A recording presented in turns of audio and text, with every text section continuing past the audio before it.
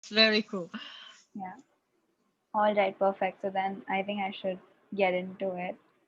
So my first question to you is, what exactly is your background and what kind of Yes. subjects did you take up in your schooling and your graduation? Yes. So, Himashi, actually, before that, can I just say that if people have questions as I'm saying things Uh-huh, and or uh-huh. they want clarifications, that they feel free to voice up, like Sure, sure, to ask absolutely. for clarification. So, I'm originally from Brazil. I'm born and raised in Brazil, Mm-hmm. and I when I was 18, I entered the engineering school in the University of São Paulo, which is a big city in Brazil, where I was studying electrical engineering. At the end of my second year, there was a competition, and I applied to go finish my undergraduate studies in France, where I studied physics. Okay. At the end of that, I went to do a master in physics in England, in the Mm-hmm. UK, and after that, I came to the US to do a PhD in electrical engineering. Yes, at If it MIT. wasn't crazy, Yes, yes, and yes. if it wasn't crazy enough, after that, I did two postdocs, one in chemistry and the other one in bioengineering. Yes. And right now, I have about 1 year now started as faculty in the electrical engineering department of the of UCLA, of the University of California in Los Angeles. Yes, that's absolutely amazing. Like you said in the middle, if it's not crazy enough, because we're looking at such prestigious universities, and I'm sure you must be having such a great time meeting the kind of people that go there, doing the kind of work that happens there. It's amazing. Well, the cool thing is I think Mm-hmm. the opportunity that I have had for talking with people with different backgrounds, Yes. in the sense that right now I am doing very interdisciplinary research, which is something that I'm afraid of a bit, but I like it too, because you have to be comfortable with being uncomfortable, Yes, right? yes. And yeah, but that's and yeah, and I hope that it that you might have seen it, but I think that in many instances, which is a good thing, Mm-hmm. departmental boundaries in at university, maybe they're starting to to blur a little bit, Yes, yes. right? In one single department, you can do different types of research with several overlaps, and I think it's a win. It's a win. The Exactly, direction. especially your field, like quantum biology, like that itself is so interdisciplinary. There's physics, like there's you can say there's some part of computer science. There's obviously Yes. biology, chemistry. That's why you even Yes. studied bioengineering, electrical engineering, as well as chemistry. It's amazing. Okay. Yes. I cannot say I'm an expert on anything, but that suits me. I mean, it's some people prefer to go deep, Mhm. in one subject. I prefer to go broad, and it's really like a matter of preference. Yeah, plus, correlation must be so cool, right? Imagine just studying something in physics and then studying something in biology and then trying to correlate it and then being mind blown about it. Because most of us are STEM enthusiasts, and that's what makes this session so special. Because any person that likes anything like physics or chemistry or bio or computer science can come and attend this session and just love it. So that's amazing. All right. So my next question to you is, how did you decide studying physics was the right choice at the beginning of your, studying? So it wasn't right. So Yeah. for my first 2 years of university in Brazil, I was studying electrical engineering, right? Right. And then I switched to physics, and um, well, I had always liked physics very much, Mm-hmm. but in Brazil, because it's a developing country and there's not a lot of money going around. I Yeah. felt that the engineering school was better equipped with like Mm-hmm. things in the lab and things like this. And I thought that having a diploma as an engineer would be more valued by my society in Brazil just because of economic conditions at that time, which also continue, right? So Yeah. when I had the possibility of studying physics in France, I did, right? Mm-hmm. And I do not know how you all feel about basic research and basic research in India, or what you're following, because I think that I understand why there is more like applied research in Brazil. It's just there Yes. is not Yes. enough money to go around. Um, but I think that investing in basic research as a whole is super important, right? Absolutely. Too, Yes. Yes. because of the things that you might discover by just trying to push. It's not that you don't do this in engineering, it's just a different approach. And I think that Exactly. we should have a little Absolutely. bit of all approach. Yes, Tell me, that yes. makes a lot of sense. In fact, like I'd just like to bring up this example. So when fluorescent protein markers were discovered, they were discovered by someone who was trying to understand why jellyfish grow. But their application was used to find out the way the neighboring genes behave. So that exactly is why funding should be there even in basic research, not just applied research. So I Yeah, completely understand that.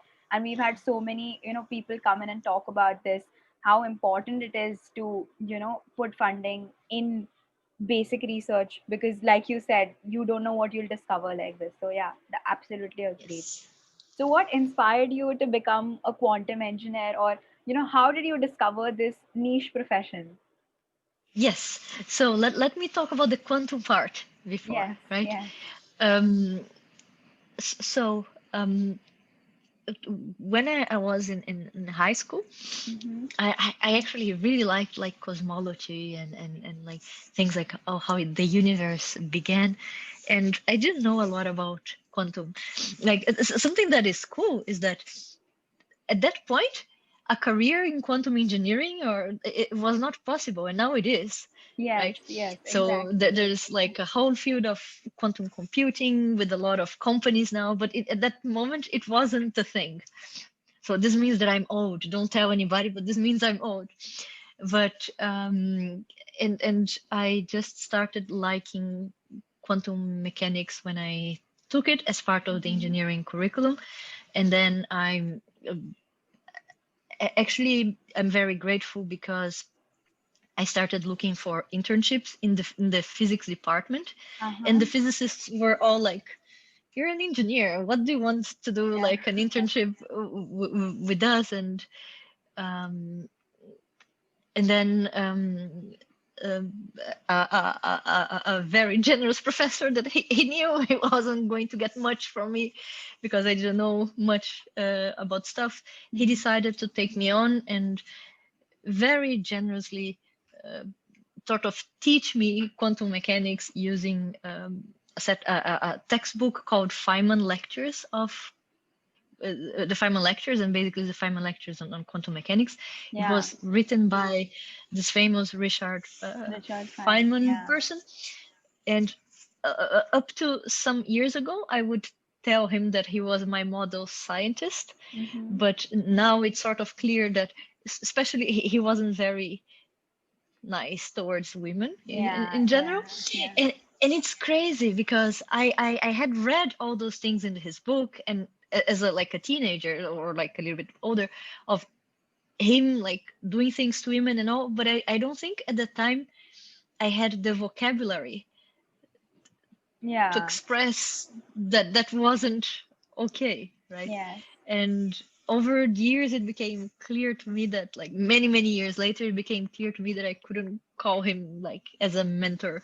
like as a role model. But Yeah. still, his book is very good. His book on quantum mechanics Yeah. is very good. So yeah, that's how I came to quantum. That's amazing. And for biology, it was I did my PhD in a field called quantum sensing, which is like using. So there's a whole lot of mathematical arguments that can show that if you use a quantum object as a sensor, your measurement is improved. In other words, the quantumness of the sensors enhances the measurement. So I was dealing with like a technological quantum sensor. Yes. And after my PhD, I didn't quite know what I wanted to do. So I was very tired. I don't know if you have all. So at some point in many points in our career, at the end of high school, at the end of the university, maybe at the end of a master's or a PhD, I mean, many times we're just tired and waiting for a change or something. Yeah. Yeah. So I didn't know what to do at the end of my PhD. So I spent 1 year teaching in the electrical engineering department, and started looking for jobs like for especially jobs as a postdoctoral researcher in academia. And I didn't really know what I wanted, and I mean, and I started applying around, and not many people answered. One of the people who answered and who offered me a job was a chemistry lab, right? So I was like, okay, like why not? And but it wasn't the quantum biology stuff yet. And then at some point I was looking at some like a molecule that I was looking through some molecules for like a chemistry based experiment, and I came upon like a particular protein, a particular molecule, and given the data that had been reported, it seemed like that sometimes like the electrons in this molecule were using quantum laws very similar to those used by technological quantum sensors in order to interact with their environment. And then I was not the first one to make this connection, but but that's the first time I made this connection. That there was maybe evidence that those molecules were behaving as, for a short time, as living quantum sensors. Right. So I was like, yeah, maybe that's a thing. Maybe that's what I want to do in life, is to put the techniques that I learned with like quantum sensing and start applying them to the quantumness of those molecules. Yeah, that's really cool. In fact, like you said, even correlating something that has been done before, it's something that, gives you a lot of confidence. It's like your own eureka moment. It's amazing. Yeah, it's but then again, it's the only time it happened in my life. I don't think I've ever had so everyone here in this call, whenever you have an eureka moment, use it. Yeah, absolutely. Trust your gut. It doesn't come very often. Yes, yes. All right. So my next question to you is, how do you think STEM as a whole will progress in the coming years? So again, this is a very Broad question. Yeah, I agree. No. I'm going to say that it's the answer. The answer is going to be quite partial and quite biased. I think that interdisciplinary research is going to emerge as needed for us to solve bigger problems, right? Or like things that have not been tackled before. Like, all right, so how is AI related to how brains work? Yes. Or Yes. like, does nature use quantum? Or right? And I think that interdisciplinary research is going I hope, then again, I hope it's going to become big. Mm-hmm. And I think that's what's going to move STEM in general. Yes, and that would be great. In fact, like how we started out this call when you said how boundaries of departments are, now not as stringent as they used to be. So yeah, I Yeah, completely agree, and like I'm sure the people that are on this call also agree because more than it being the future, it's kind of required at this point for people to, know all of those things and bring them together and correlate them and use yeah, them in research. yeah. Yeah. All right. So my next question to you is, over the course of your career, have you ever worked on or seen any projects in your field that you did not agree with as an individual?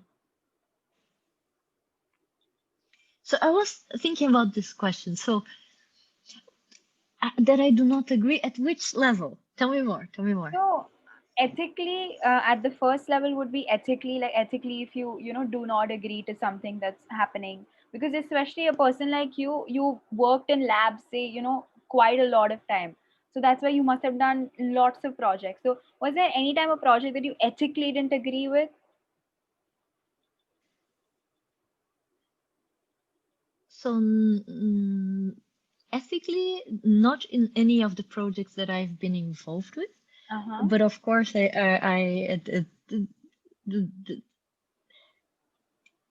but there are several ethical implications of research that the people don't talk about, and a very obvious one is, for instance, quantum computing, right? So, Mm-hmm. what are the ethical and societal implications of like one nation having access to quantum computing and another Not having. not, Yeah. right? And I don't think those things get discussed a lot by scientists, by engineers, right? It, it's good to do things, but when are we going to start regulating quantum computing, right?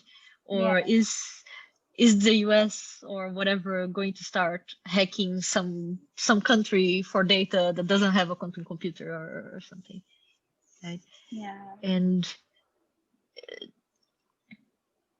yeah, but I unfortunately I don't believe that ethics is at the forefront of of the concerns of people doing research Yes, in yes, general, of course. Yeah.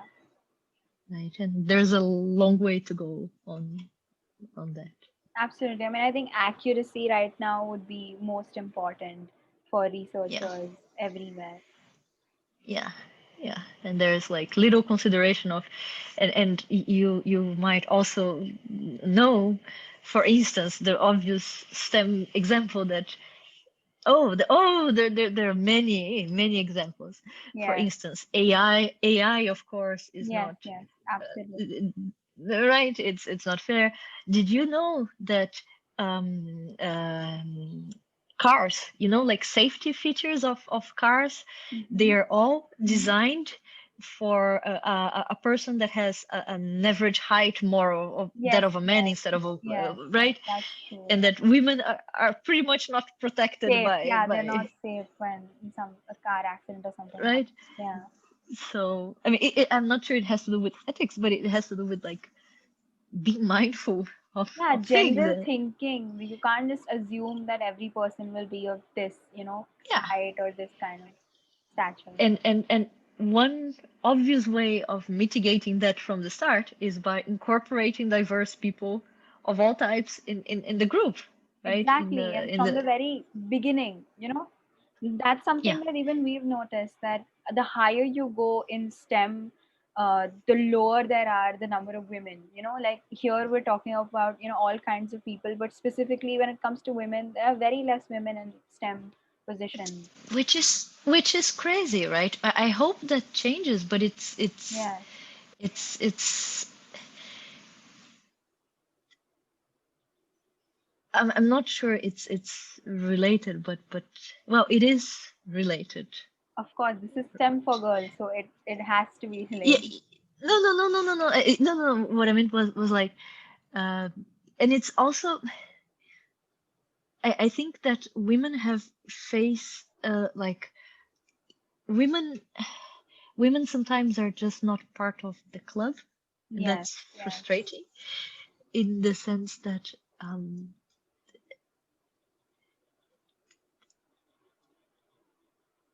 many Mm-hmm. examples. Yeah, Um, there are lots of examples, like starting with Rosalind Franklin, like that's, one of the most heard of ones. And there's, I don't know how to pronounce her name. I think it's Lise Meitner. I'm not sure. But even her husband got all the credit and, a Nobel Prize and all of that. There are lots of yeah, examples starting from the history. So now, and yeah, it's so sad to see that we haven't really come a very long way from then to, yeah. like still And it have. continues today. It continues Exactly. today, and it's sort of, like being part of the club is very good for one's career, and like Exactly. not not and I'm going to argue that not having diversity in who does the research and things like this also, restricts the research questions that get tackled. If you just hire your friend and the friend of your friend to develop research, Yeah. maybe the research problems that they will tackle are all sort of similar, right? Yes. and I think that hiring people from outside the system is valuable and important. Another thing, maybe someone can relate in this audience. Um, many times when people describe me and my research, I'm described as energetic and enthusiastic, Oh, yeah. I and know where this is it and going. right. And actually there's a Harvard Business Review or something study that says that the way we describe our leaders is gendered. Women are mostly described by Creative or, no, even it's more like empathetic, yeah. enthusiastic, energetic, whereas men are more like competent, brilliant, Yeah. or like visionary, right? Yes. Yes.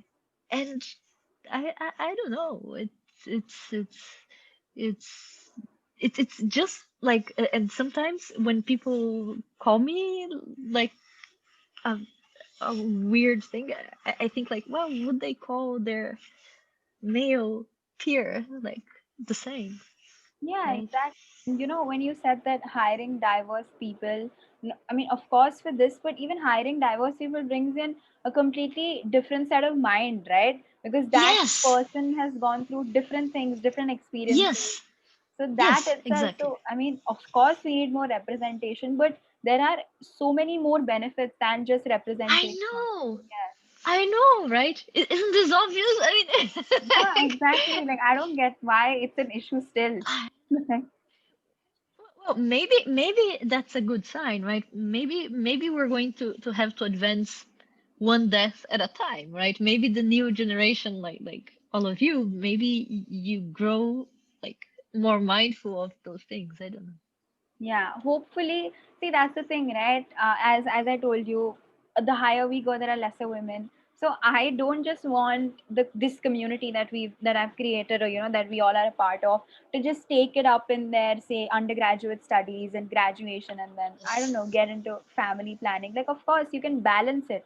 Don't leave everything behind. Like, try to go to the highest level, or try to do something amazing, try to discover something. Yes, totally, totally. Yes. All right.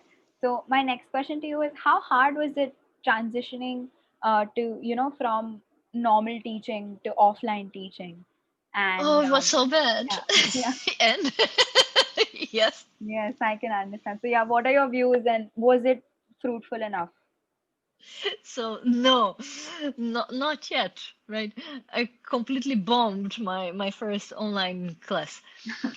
So and maybe I can get some feedback from you. Okay, so here's Yeah. what's truly frustrating, right? Hmm. I like to do classes where people get together and do exercises, right? This is called like using active learning techniques, where Yeah, the yeah. person not only goes to the lecture, but they get together in groups and they solve things together, and then maybe they solve something alone. But I remember that in my long time ago, during my year of teaching, I every day I would get to the class like 15 minutes before the class and put all the tables together. So first of all, some students didn't like it, right? Because Yeah. it's more demanding. Students prefer to some like, right, and actually there are studies that teachers who do online like active learning Mm-hmm. exercises, they get worse ratings or so, Oh, because some students, no, seriously, because some students prefer like just sitting in the getting the class. lecture, Yeah, yeah. right? Because it's easier. I get it. So trying to do this online was a total failure, right? Yeah. And I have a hypothesis of why Mm-hmm. that's so. I think that there is a disconnect, because some people are sitting in front of their computer, some people are sitting in front of their mobile phone, some people Yeah, are sitting in front of like a tablet, and they couldn't like interact in the same way. So one thing that I'm actually trying to raise money for is like for some company to donate some tablets to yeah. us, Mm-hmm. so that Mm-hmm. every student in my class can have one tablet with a pencil, so Yeah. that I can put them together in front of the same like page that they can all write on. Yes. And I have hopes that maybe that will happen, and that maybe will help. I don't think that STEM is benefiting a lot from online learning. I think Yeah. STEM subjects, they're getting really hard, and I think part of it is because we don't have like a paper or like a blackboard in front of all of us that we can all access together. I don't Exactly. know, how has it been for all of you? So Himanshu, for what did you me think? Yeah, personally, yeah. So I'm in the 12th grade right now. So yeah, yeah, like you said, STEM learning online is close to, like not at all beneficial, because the entire point used to yeah. be when we were at school to, have the lectures for 4 days, and then on the fifth day we just had lab. So you would go to the lab, we Oh, would, perform all these things, see how it actually works. And that entire lab factor has gone away. And that's a part of what makes it so exciting. So it's really sad to not be able to experience that yeah, since the past, I don't know what, lots of months, because the lockdown started in yeah. March. And it's been, like you said, it's not that beneficial when it comes to STEM specifically. Like, yeah, you can make notes, yeah, you understand the concepts, but applying the concepts is a different thing, and understanding the theory is a different thing. So, yeah, that's So been. so help me out here. Give me some advice. What's one thing that you think could be done in online learning to improve the experience of STEM students? I think one major, I don't know, is it possible to do stuff like online labs? Like, I don't know if you're probably already doing it, but something like an online lab wherein the teacher's there in the lab. And, I don't know how the logistics will work, because the camera needs to be put in a way that the teacher can perform the experiments and the students can understand it. But if something like that can be done, then that'd be great. Another thing is, I know this is like, people are going to hate me for this, because this is like, everyone should keep their camera on, okay? Because I personally, sometimes when I don't keep it on, I'm not paying attention. So you don't know what we're doing behind the camera, right? So we could be doing anything. So everyone should keep their cameras on when it's a lecture, and when, it's really important to So do that. I have a question, because um, officially, like I'm giving you our side, so Mhm. we cannot ask students to turn their cameras on, because we Oh, don't want to. I get it, because some people might not want to share with you like their background or whatever is yeah, yeah, happening. Some yeah. people might be like minoritized or like in a dire home situation. So Yes. but it's tough, right? Because for me it makes also so much more sense when I talk to people, but I mean I don't want to I don't know. force them It's to put their camera on, but you also want to talk to them. Yeah, I understand what you're saying, yeah, but like at least I would personally say, and I know lots of my friends that just keep it off and they're doing their own thing and the lecture is going on. So when things like that happen, it's not only sad for the teacher, it's also sad for you, because how are you going to cover up? It's not as easy as it used to be to get those, yeah, those sessions with the teachers and yeah, stuff. So yeah, yeah. I really think if it's possible, unless something is like really not possible, unless it's not possible to put your camera on, don't put it on, but pay attention. But if it's possible, then Yes. please go ahead and put it on. And don't check emails at the same time that Yeah, you're don't check having class. emails and anything. Don't check anything. Focus on the lecture. But yeah, okay. So my next question to you is that after reading your article on nature.com, I wanted to ask you if there are other scenarios except the birds one where quantum physics and biology overlap. Yes, we think so, right? Yeah. And there's evidence. Then again, it's not complete evidence. I mean, Hmm. what we want to do in our lab is establish good evidence at the nanoscale, at very tiny length scales. Hmm. So there's partial evidence that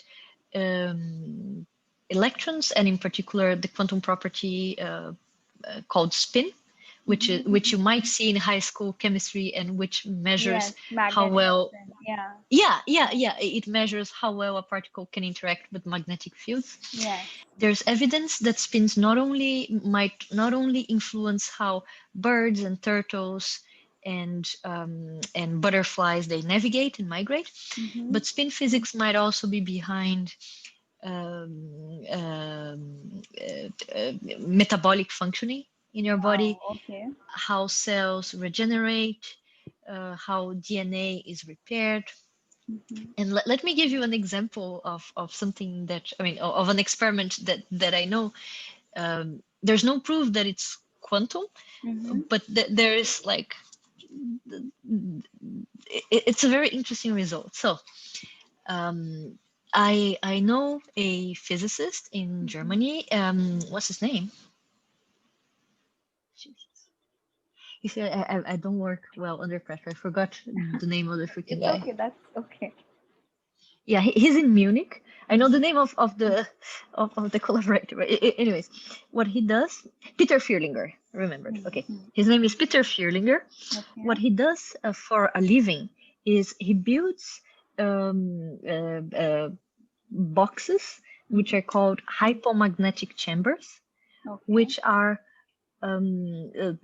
boxes that have a very low magnetic field content inside, big, like super good Faraday sort of cage, Yeah. right? Yeah.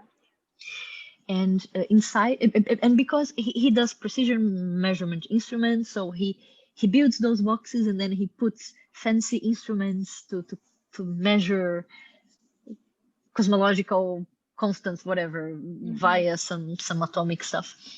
And just for fun, because he was hearing interesting things, he Hmm. decided to grow tadpoles, like the little frogs, Yeah. inside those hypomagnetic chambers under two conditions. So he can also apply different magnetic fields that he can control inside this Hmm. chamber. Hmm. Yeah. So one condition was with the frogs inside the chamber, with Hmm. an applied magnetic field corresponding to the magnetic field of the Earth.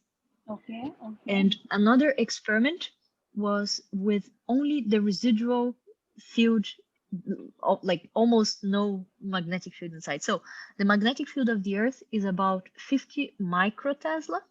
Hmm. The residual field that he had was about like nanotesla level, so almost no field. Yeah.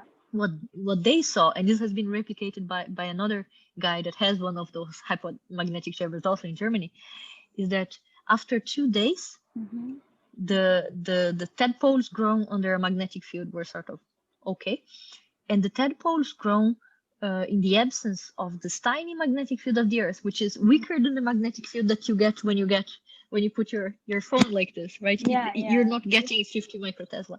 Yeah. Um, they they saw that about 30% of tadpoles were like malformed, Oh. and they took a picture, and they look like super crazy. Yeah. So So that means that we're the magnetic field actually enhanced or, helped the process. or did something, right? Yeah, We're yeah. not saying it's quantum yet, Uh-huh. but magnetic field is doing something, and because the magnetic field is so small, it might be quantum. Another thing, I'm saying this because I'm like a magnetic field freak. Mm-hmm. Of course. When you think about space exploration for the aero engineers among you or something, Yes. when you think about space exploration, what's the magnetic field in Mars? Or what's the magnetic field that astronauts will see during a 20-year mission? Or in other words, can we grow lettuce in space? Yeah, Or will the lettuce, or even us, go all crazy? yeah. Uh, and maybe let me give you one more example and this experiment is by like a physicist that I know too. Mm-hmm. So bio people, and you forgive me, I don't know much about that. Bio people have like a black box called a metabolic analyzer, Mm-hmm. which you put a plate of cells, like a glass plate with thousands of cells, and it reads some like gas product that the cells produce, and you can infer how they're working metabolically.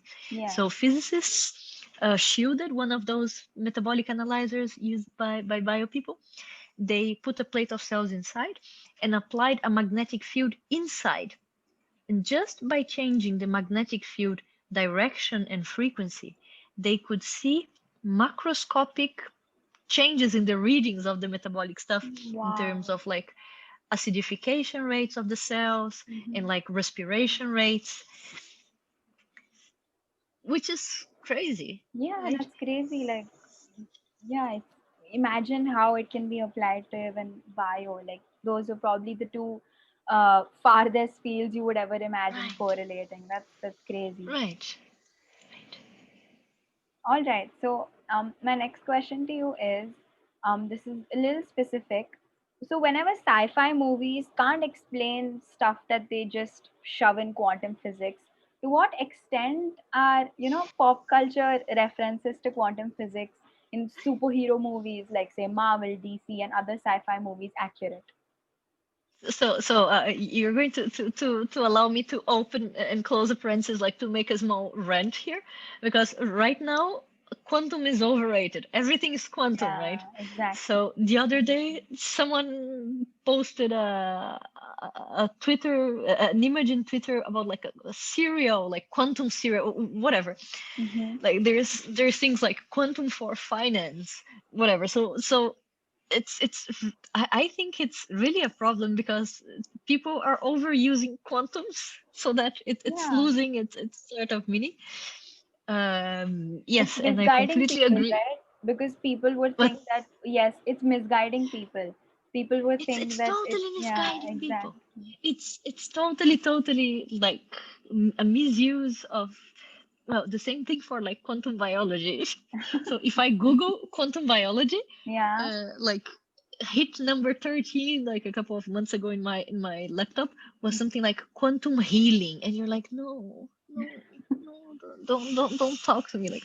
Yeah. And but yes, so and for the I think it's overused, and I think it Yeah. might be overused for superheroes too. But this said, um I don't know anything about the quantumness in superheroes, but there Hmm. are plenty of people who actually try to explain like the science behind superheroes. Do you know these people? Have you heard of what's his name?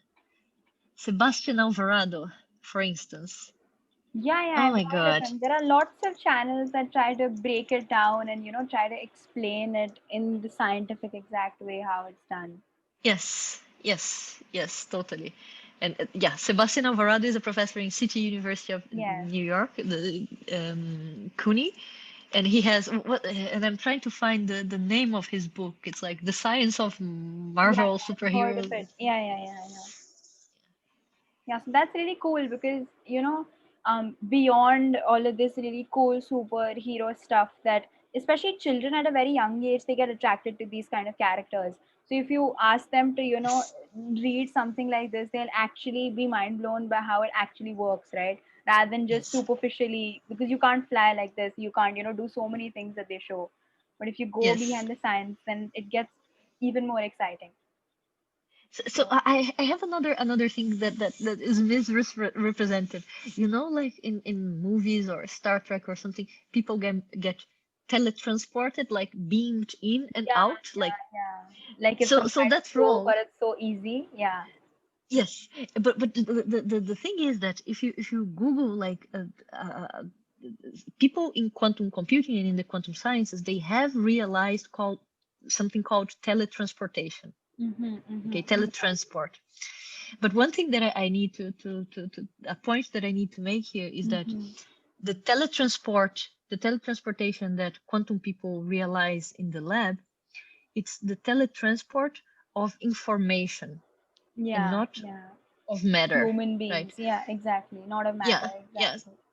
So that like being beamed out and beamed into the enterprise is not going to work. Yeah, I mean, it might happen after a really long time in the future. But as of Yeah, now, this is all just, totally, yeah, it's just not totally. true. It's not Yes, possible as of now. Yeah, yes, agree. Okay, so Adnan has asked a question.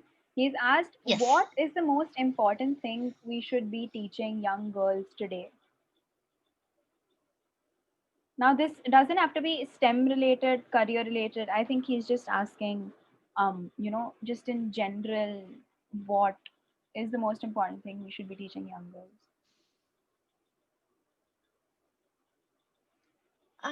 I'm not sure. I have some answers.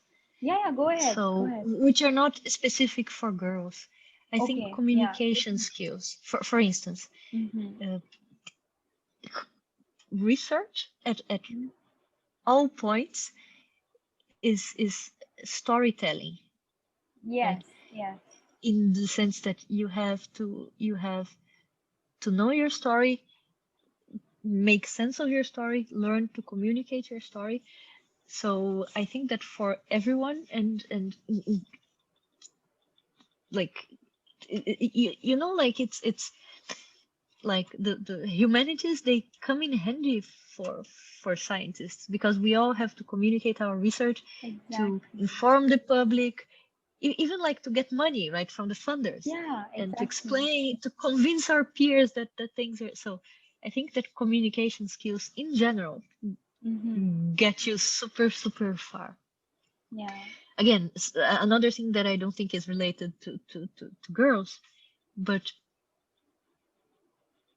maybe teach or make people remember how to focus.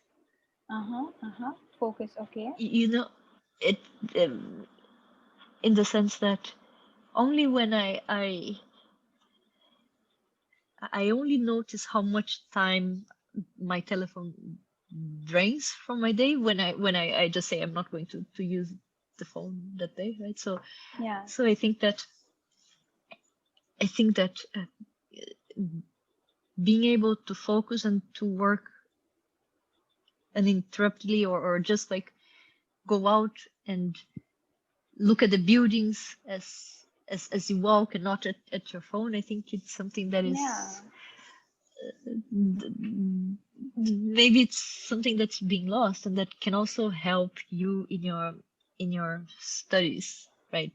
Especially when you want to research something and Yeah, not find only in things out. It's studies, like, in anything that you're doing, right? Isn't it better if you're just focusing on what you're doing rather than, you know, I don't right, know, multitasking? Especially, I think because of the pandemic, yes, we guys have the opportunity to multitask. Like I told you, you don't have to switch on your camera, so you're also listening to the lecture and you're also, doing your own thing side by side, which is right. so wrong. But yeah, that's exactly focus. Yeah, I completely agree with that.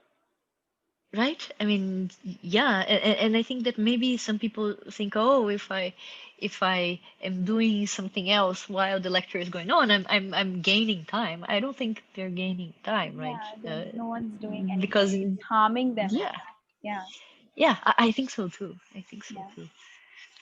Okay, And so maybe yeah, I have another one. yeah, yeah. This Go is ahead, go ahead, please. especially for girls. Maybe practice. I don't know if that's a thing, but like being resilient. Uh, Again, as everyone has privileges, right? People like young women does not have gender privilege, Yes. so this world is a lot of it's really like some aspects a men's world. Yeah. So we just have to stick And not together just and in like STEM, in general, the world is patriarchal, I could say. yeah, So that's yeah, why, totally. yeah, being resilient is very important. I completely agree. Like, it's not just, at a very higher level, even at this stage, when I've, completed, say, around 12 years of my education, there have been multiple instances wherein there's been gender discrimination. So yeah, Right, we need right. to be It's resilient. I completely agree. We cannot give up because we need to take it as a challenge and we need to move forward rather than taking it as a setback or taking it as something really bad that's happened to us. So yeah, being resilient is extremely important. All right. So Shramana has asked, what is the major difference you noticed in the academic leading in developing countries and developed countries like USA or European countries and world-class universities like MIT or Harvard, and how its influence is on an individual in all ways? I think I'm going to start by giving a very personal answer, which is again very biased by my own experience. Right? Yeah. Among all the places that I've like studied, Mm-hmm. I think that the US was the community that welcomed me the most as an international student, Mm-hmm. Mm-hmm. because I think at least the academic community, they are used to seeing international students in their Yes. Yes. ranks. Yeah. So as an international person, as an international scholar, I felt Mm-hmm. better in the US Okay. In terms of community, yeah. in Yeah. terms of being accepted as an international student. Right? Yes, yes, absolutely. Um, I think that the problem in in Brazil in particular for research Mm-hmm. again it's a mixture of lack of money and lack of good leadership, Mm-hmm. like good political leadership. It has nothing to do with the Yeah, academics, yeah, but in the end it's very frustrating. For instance, I'm an experimentalist, right? So I depend yeah. on getting machines and instruments to work. So I was, and there are things that I order in the online website of my optics, Yes, whatever yes. provider, and it gets to me like 2 days. Mm-hmm. And the same type of equipment, it's really like small equipment, like small mirrors and like Yeah, it's nothing fancy. It's not like a big machine. It's like a yeah, yeah. $5 piece, right? It gets to me in 2 days. And when people make purchases from the same company in Brazil, Mm-hmm. like sometimes it gets stuck for like a month in the customs, Mm-hmm. so it's all super frustrating because you Yeah. depend on those things to do stuff, and you have to wait a month for a tiny little thing that you need yesterday in your lab. Yes, yes. And Yeah, so it's understood, understood. Okay. So, Khushi Goel has said, first of all, I must tell you that you're so adorable and I'm enjoying this session a lot. One question that I wanted to ask here is, we're talking about the over conceptualized quantum stories that are misleading for young people like us. Like, we tend to believe that it's true and it can actually happen. So, what can we do to control these things? Like making some genuine laws for sci fi creators to follow and create stuff? Do you think that will help? or just like educate everyone on the real Yeah, stuff, yeah, right? exactly. And right, maybe just giving a good quantum education to everyone. If you're interested, since I'm here, there Mm-hmm. is a non-profit called QuBiT by QuBiT. If you go to Twitter, it's just QuBiT. It's their handle is QuBiT by QuBiT, and they're super engaged in that. Knowing things about quantum computing in a decade or so is going to be as important as knowing like things about a regular computer, right? Yes, yes. And they think that knowing quantum is a basic skill. So, for instance, they are conducting a class on online quantum computing, Yeah. and I think there's one that's going to come next year, and um, yeah, and to cut a long story short, I think, and they have right now like 8,000 Yes. online students for free. It's like crazy. Those Yeah. people are crazy good, and I think that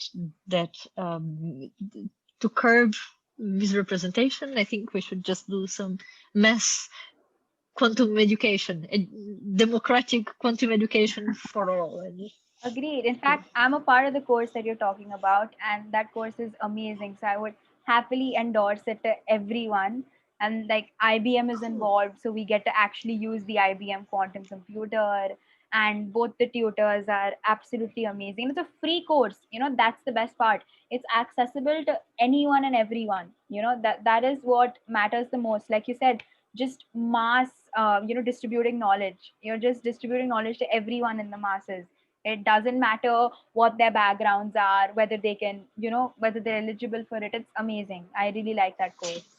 And actually, that's one good thing about the pandemic and like Zoom classes, right? We can all attend virtually, right? Yeah, like A there's bunch no of stuff. time zone Yeah. problem. Like we're all in Yeah. different time zones, but we do find this middle ground wherein we come, we interact, and we can, figure it out. It's amazing. Agreed.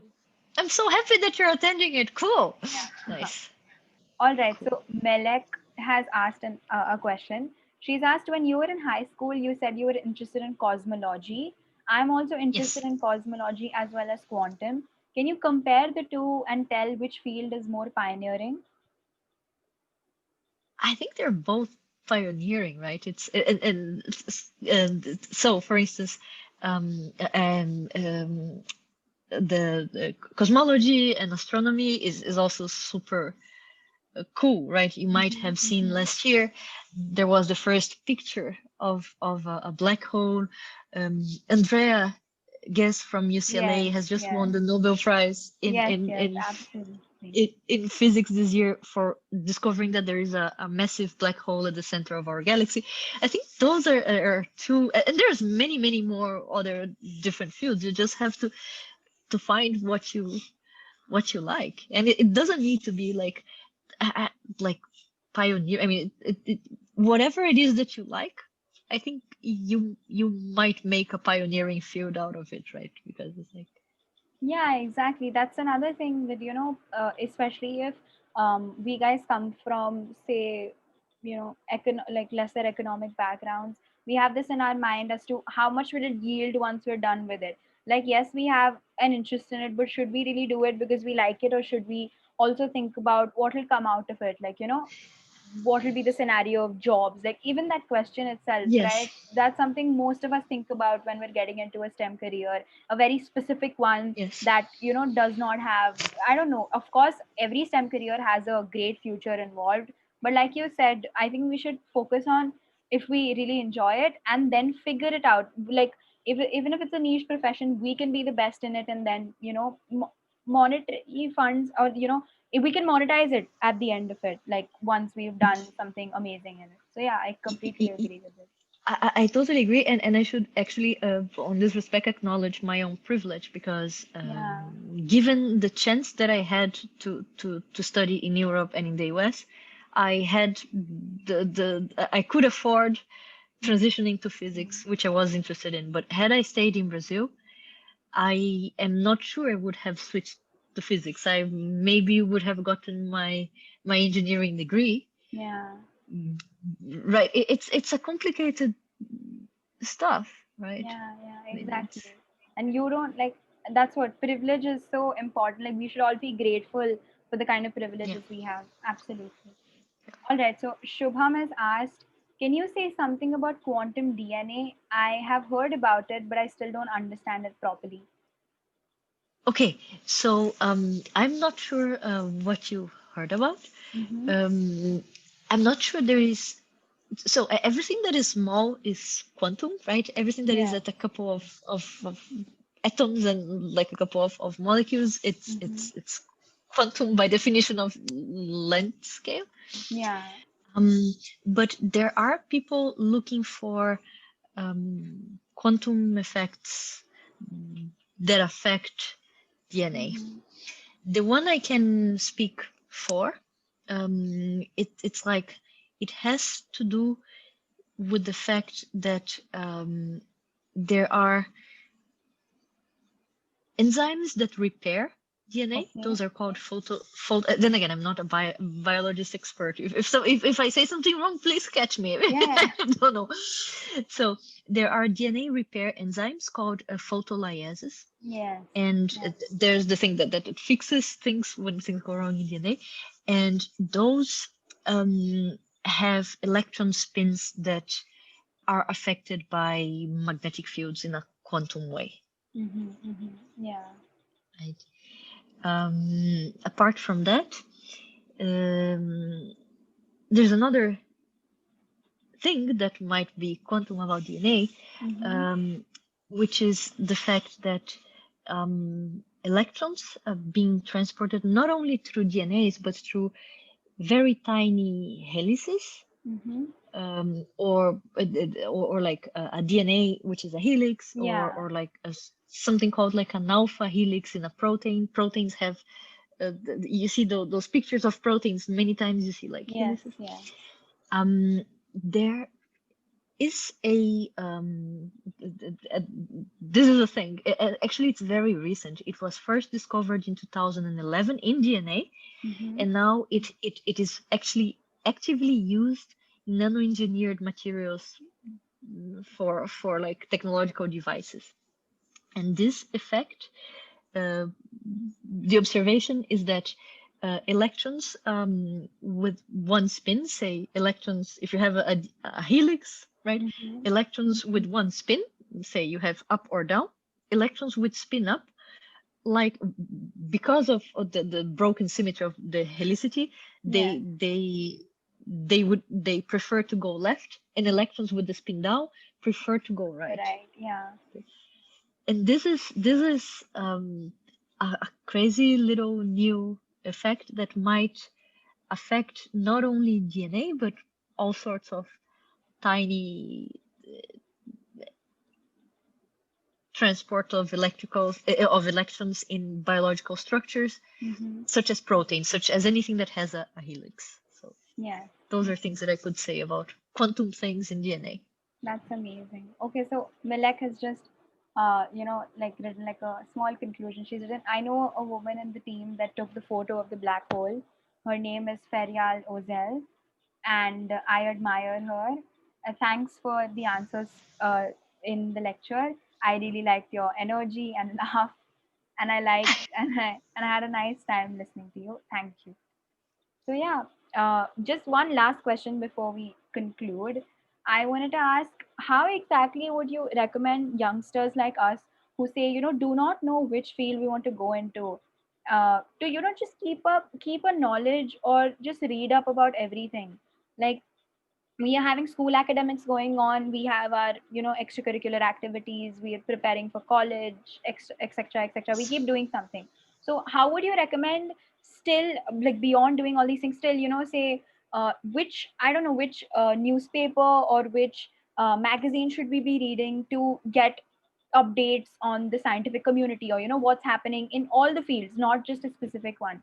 So how exactly would you think we guys can um, you know still informed of what's going on even at a young stage, because it's That good to that's a know, right? Yeah. So, scientific magazines, there's like some very cool, and then some are even online. There's like Scientific American, Physics Today. Yes. There is Quanta magazine. Have you Oh. heard of Quanta? I think it's called Quanta magazine. They have some super cool Quanta Quanta magazine. Yeah, if you just Google for that, yeah, Mm-hmm. Quanta magazine illuminating science. They Oh. they they send you like email. It's super super super super cool. Yeah. Another thing that I'm very jealous that you guys have at your age. is like there's so many online courses to explore, Yes, right? yes, that's There's like true. Coursera, EDX, Yeah. just like in a very for that I'll grant you that maybe you don't need to be paying like a lot of attention. Just like before going to sleep, open up like a random course in Coursera and see if you like it, right? See if you get a kick out of studying Egyptology Yeah. or machine learning or biochemistry, right? And it's all free. All of those things are like you don't need to get the certificate, whatever. Like, just go Exactly. and right. It's Learn. so Yeah. cool. Yeah. It's And do you all do this? Do you do this? I do it. I have done a cancer biology course from Johns Hopkins. So the thing is that, Nice. especially right now in the pandemic, because say STEM enthusiasts don't get the lab experience, try to understand Yes. what you are Yes. interested in. Like I did one in cancer biology, and I am a non-bio student, but I really like biology. So I developed an interest for biology, although Yeah. I don't study it in school. So this even quantum, right? I study computer science, I study physics separately. I have never, combined them. But this course is so amazing. Like I think the second semester is going to start in January, and I have not realized how the first semester just went by. It was just so it was amazing. So that's the thing, Yeah. right? We don't know right now what we want to do, so we should keep exploring all kinds of options, and they're all free. So all you need to do is give it some time. Yes. And on top of that, I would actually suggest that you also try things you think you might not like because you might end up liking them, right? I mean, it's like Yeah, exactly. We don't know what the future has for us. So might as well explore all kinds of options to make a better decision. Like that is going to help us only to make a better decision as to what we actually enjoy doing. yeah. And try to have fun, right? And that's why I say like to this one, it's fine if you keep on washing the dishes and just try to have a feeling if you have fun watching those things or not. Absolutely. I think the last question that Milek has just asked is, can you recommend any books or maybe literary novels, like, for science or STEM in general? Any that like you For said, the magazine, Scientific American. In fact, we've had the editor in chief of Scientific American give a talk on oh my Stanford once. God, this is so Yeah. cool. So tell me all about it. What did you learn? Tell We me learned a lot of things. the So like you are someone who does interdisciplinary research. She's someone that knows everything about everything, right? It's a magazine about STEM. So we asked her questions, and she's, I think, yeah, she has a neuroscience degree, okay, in her okay. PhD from Berkeley. And then she just side by side studied scientific communication, and that's when she realized that this is something she likes. So she started just writing for Washington Post Oh. science articles for other magazines, and then she started writing for the Scientific American. Now she's the editor in chief. So it was really Oh my exciting. Yeah, God. we could ask This her is so questions cool. on physics, biology, everything, and it was This is amazing. We so had a cool. lot of fun with her. Oh my God. Is the recording can I watch the recording? Yes, yes, yes, you can. I will Seriously. send the link. If you said and let me get some books because I have some book recommendations here. Yeah, that's what Milek was asking for. So let me find my things again, and that's when one realizes. Oi! Yeah, did you see the books falling? Yes, I Ah, heard them falling. yeah. Again, that's when one realizes that a rearrangement is due. Ha! I found one. Now, where are the other? Aha!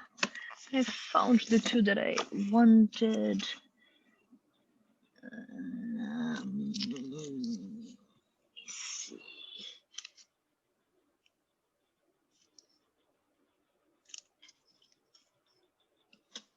Sorry, hang on That's in fine. there. So, in general, I don't have all the books that I wanted to show Mm-hmm, to you, mm-hmm. That's but fine. I have two. So, this book, you asked about quantum. Actually, I should have mentioned this book. You asked about quantum mechanics and superheroes, this Yes. book is sort of it takes a little bit like the like imagining that there was a superhero that could do quantum stuff, and it's Oh, very cool. wow. So it's called The Amazing Story of Quantum Mechanics, right? Yes, I'll just take yes. a screenshot. And yeah, I took a screenshot and I've also like put it in the chat box. So yeah, great. That's amazing.